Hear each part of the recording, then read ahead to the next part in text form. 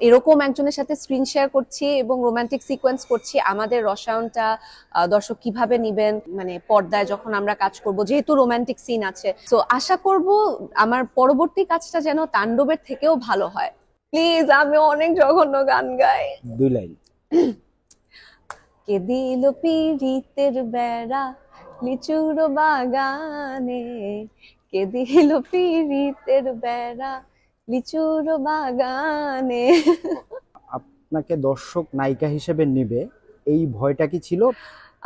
ছিল তো অবশ্যই, শুরু থেকে যে ছোট পর্দার একজন অভিনেত্রী, বড় পর্দায় কাজ করছি, একটা ভয় ছিল, নার্ভাসনেস ছিল, এখনো কিছুটা আছে।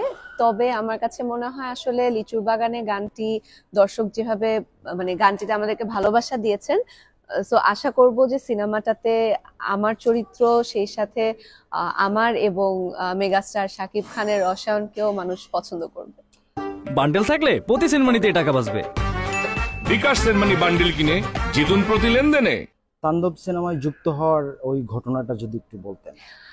আসলে আমাকে প্রথমে রাফি ভাইয়া যখন ফোন দিয়ে বলল যে একটা গল্প শোনাতে চায়, তারপরে যখন তাণ্ডবের গল্পটা আমার সাথে শেয়ার করলো, আমি আসলে মানে গল্পটা শুনেই হ্যাঁ করে দিয়েছি। কারণ আমার কাছে মনে হচ্ছে এই সুযোগ আসলে হাতছাড়া করা একদমই ঠিক হবে না। একে তো হচ্ছে শাকিব খানের বিপরীতে, সেই সাথে রায়হান রাফির পরিচালনায়, এবং তার সাথে এত সুন্দর একটা প্যাকেজে পুরো সিনেমাটা ঈদে রিলিজ পাবে, এত দুর্দান্ত টিম, টেকনিক্যাল টিম বা প্রোডাকশন টিম, এবং এত সুন্দর ক্যানভাসে কাজটা করা হচ্ছে। সো এটার সুযোগ কোনোভাবে মিস না করে প্রথমেই হ্যাঁ বলেছি, এবং সেই সাথে আস্তে আস্তে যখন আমাকে বলেছে যে লিচুর বাগানের মতো একটা গান থাকবে, সেই সাথে একটু এক্সাইটমেন্ট, নার্ভাসনেসটা ধীরে ধীরে মানে বাড়া শুরু হয়েছে। ফাইনালি আপনার নামের আগে চিত্রনায়িকা সাবিলা নূর তকমাটা যোগ হতে যাচ্ছে, এই পরিচয় বা এই ভাটটাকে আপনি কিভাবে দেখছেন? আসলে আমি সব সময় খুবই মানে নিজের কাজ নিয়ে অনেক নার্ভাস থাকি। সো এইটা মানে এত বড় একটা মানে রেসপন্সিবিলিটি, এটা অবশ্যই আমার কিছুটা তো ভয় লাগছে, কিছুটা নার্ভাস লাগছে, তবে আমি ভীষণ এক্সাইটেড। কারণ তাণ্ডব দুর্দান্ত একটা ছবি, এবং আমাদের মেগাস্টার শাকিব খানই বলেছেন যে এটা রায়হান রাফির বেস্ট সিনেমা হতে যাচ্ছে।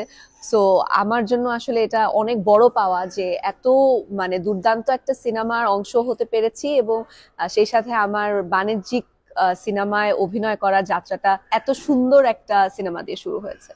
শাকিব খান তো এটাও বলেছেন যে তাণ্ডব দিয়ে বাংলাদেশ আরো একটা স্টার হিরোইন পেতে যাচ্ছে, তো তার কাছ থেকে এই মূল্যায়নটা আপনি কিভাবে নিচ্ছেন?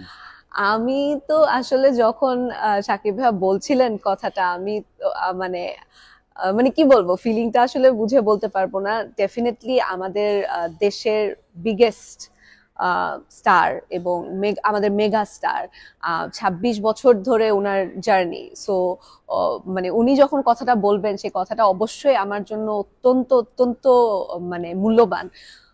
এবং আবার কিছুটা এটাও বলতে হয় যে এটাতে কিন্তু অনেক বড় একটা রেসপন্সিবিলিটিও এসেছে, আমি যেন পরের কাজটা আরো ভালো করি সেটার একটা মোটিভেশন পেয়েছি।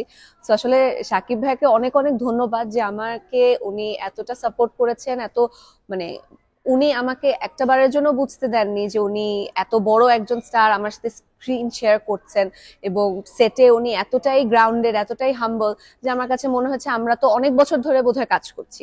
সো এই কমফর্টটা না পেলে আমি আসলে আমার 100% দিয়ে কাজ করতে পারতাম না। সো ওনাকে অনেক অনেক ধন্যবাদ আমাকে মানে এত সুন্দর করে হেল্প করার জন্য, এবং সেই সাথে পুরো টিমেরও আসলে আমি অনেক সুন্দর সাপোর্ট পেয়েছি। ওরা আমাকে এত সুন্দরভাবে সেটে ওয়েলকাম করেছেন যে আমার কাছে মনে হচ্ছে না, আসলে একদম 100%টা দিয়েই কাজটা করতে হবে।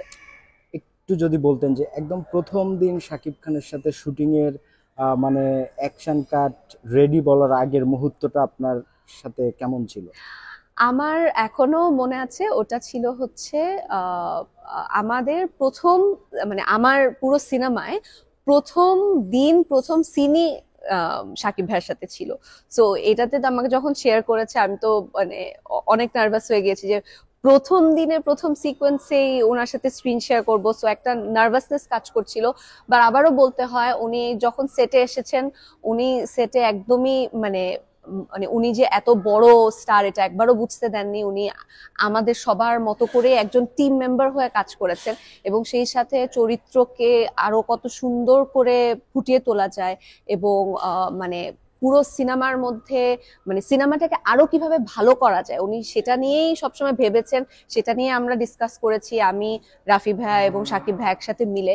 সো মানে এত সুন্দর একটা এক্সপিরিয়েন্স, এত প্রফেশনাল এবং সেই সাথে এত ডিসিপ্লিনড একটা এক্সপিরিয়েন্স পেয়েছি যে আমার কাছে মানে প্রথম দিনই তো আমার কাছে পুরো সিনেমার এক্সপিরিয়েন্সটাই খুবই সুন্দর হয়ে গিয়েছিল।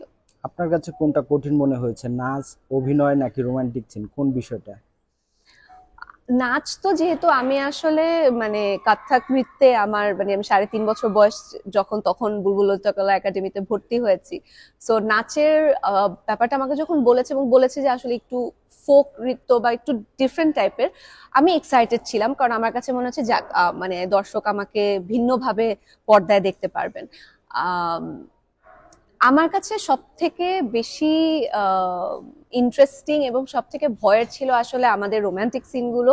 কারণ আমি জানি যে সাকিব ভাইয়ের তো বিশাল বড় একটা ফ্যান বেস আছে, এবং পুরো বাংলাদেশের মানুষ ওনার কাজ দেখেন, ওনাকে ভালোবাসেন।